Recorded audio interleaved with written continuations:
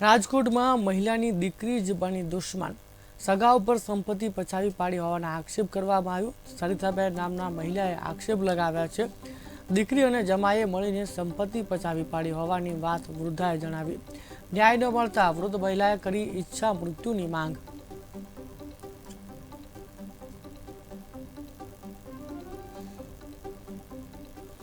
તો ન્યાય ન મળતા વૃદ્ધ મહિલાએ ઈચ્છા મૃત્યુની માંગ કરી છે। મહત્વનું છે કે પોતાની દીકરી જ અને જમાઈ બન્યા દુઃખનું કારણ માતા માટે।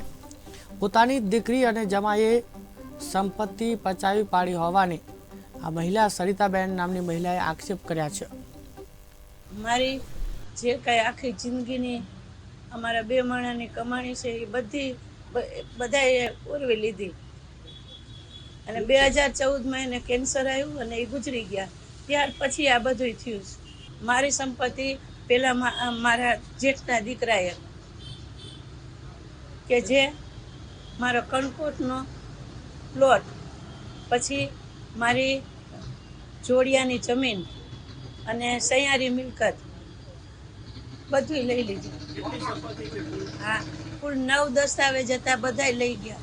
સગામાંથી ને એક મારા જેઠના દીકરા ચેતનભાઈ દિનેશભાઈ મકવાડા અને બીજા નંબરમાં આવે છે મારી નણંદના દીકરા, એને 3 દીકરા છે, એમાં સૌથી નાના મયુરભાઈ રાઠોડ।